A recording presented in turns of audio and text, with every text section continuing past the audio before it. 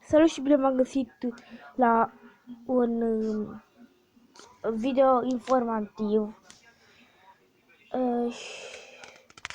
și acesta e primul meu videoclip în 2018.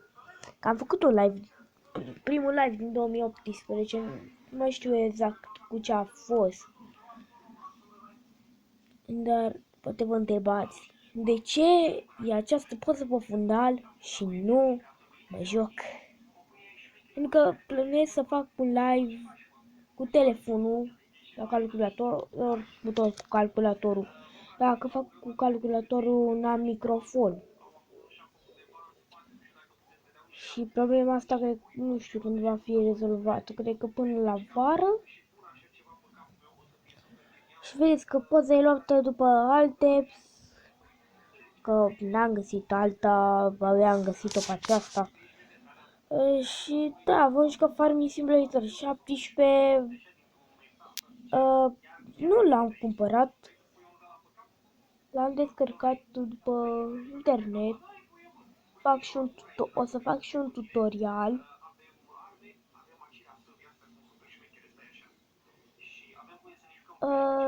Dar o să fie puțin cam micuț. Și poate vom juca multiplayer, sper să meargă.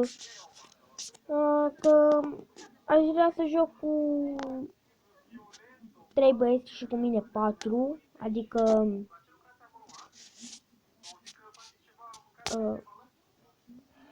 Andrei Gaming, Andrei Costache,